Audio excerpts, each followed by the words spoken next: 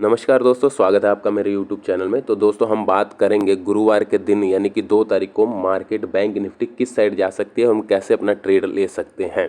ठीक है, कुछ मिनट हम पहले डेली चार्ट पे बात कर लेते हैं कि डेली चार्ट में मार्केट का क्या रुख रहेगा और हम कैसे अपना इंट्राडे के लिए हम अपनी पोजीशनिंग कर सकते हैं। तो ये मैंने डेली चार्ट ओपन किया हुआ है और आप यहाँ पे देखिए बैंक निफ्टी का ये ऊपर साइड का एक ये रेसिस्टेंस बना हुआ है और नीचे का ये एक सपोर्ट बना हुआ है। ठीक है, यानी कि एक ट्रेंड लाइन बनी हुई है बैंक निफ्टी के अंदर, ये आप देख के चलिए। ठीक है, और दूसरी चीज़ ये है कि बैंक निफ्टी में आप देखिएगा, मैं आपको एक चीज़ दिखाता हूँ। तो बैंक निफ्टी की ये जो कैंडल क्लोज हुई है आज के दिन में, इस कैंडल को हम कहते हैं inverted hammer candle. Inverted hammer candle, ठीक है, जो कि इस तरीके का बनता है, इसको हम इन्वर्टेड हैमर कहते हैं।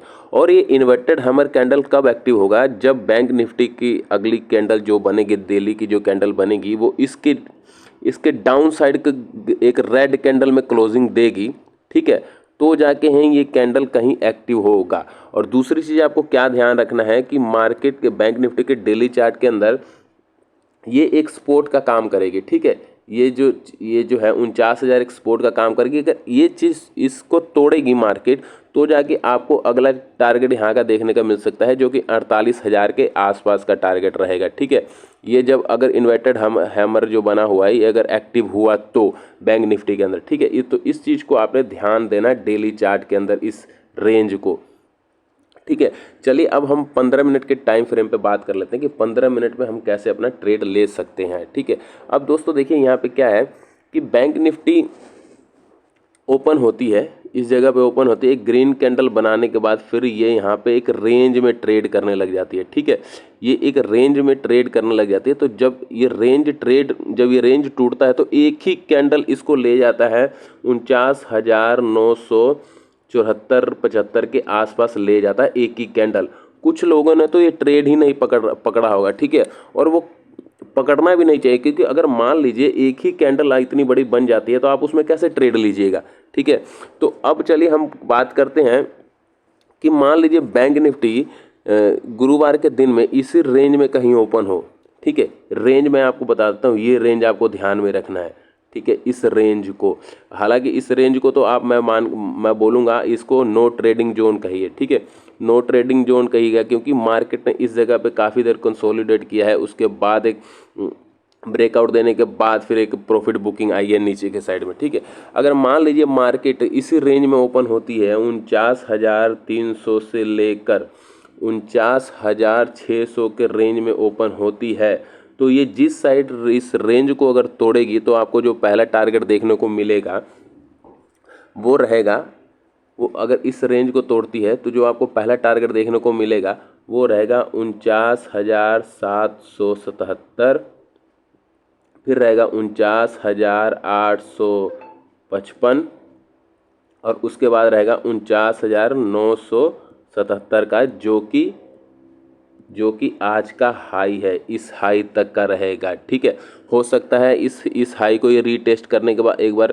प्रॉफिट बुकिंग आए और मार्केट को बाउंस बैक नीचे के साइड कर दे। ठीक है, इस रेंज के ऊपर ये रेंज बना हो, ये जो हाई बना हुआ है, इस हाई के ऊपर हम ट्रेड तभी लेंगे अगर मार्केट इस हाई को तोड़कर 50,066 के लेवल के पास 15 से 20 मिनट सस्टेन करें, इस जगह पर सस्टेन थोड़ा एक रेंज बनाए। रेंज बनाने के बाद अगर ये रेंज को ब्रेक करती है तो आपको 51,122, 51,233, फिर 51,344 के टारगेट आपको देखने को मिल सकते हैं अगर आज के हाई को तोड़ती है तो।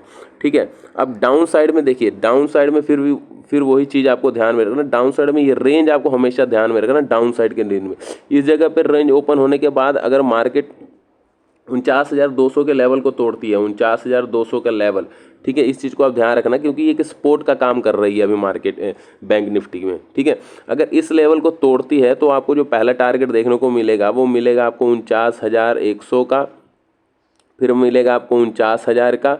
ठीक है, 49,000 ये भी एक सपोर्ट है। इस सपोर्ट को तोड़ती है तो आपको हो सकता है मार्केट के अंदर आपको 48,800 तक के टारगेट आपको डाउन साइड के देखने को मिल जाए। ये 3 टारगेट आपको देखने को मिल जाए, ठीक है। और ऊपर से दूसरी बात यानी कि दूसरी बात आपको ध्यान रखना कि 48,800 का ये एक बढ़िया सपोर्ट बना हुआ है। ये अगर कहीं मार्केट में टूटता है, ये लेवल अगर टूटता है तो आपको ये 600 तक के 600 से लेकर 500 तक के ये लेवल आपको देखने को मिल जाएंगे। और 500 में भी एक साइकोलॉजिकल सपोर्ट बना हुआ है, ठीक है।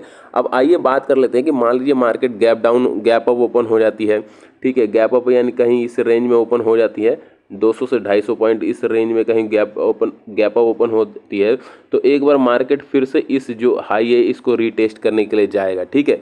गैप अप ओपन होने के बाद हम ट्रेड तभी लेंगे अगर इस रेंज में गैप अप ओपन है। तो यहाँ पे एक बढ़िया सा प्राइस एक्शन बना के दिन के हाई को तोड़े तो हम कॉल साइड के लिए 60 से 70 पॉइंट का अपना एसएल रख के 100 से 120 पॉइंट का अपना टारगेट रखेंगे, ठीक है।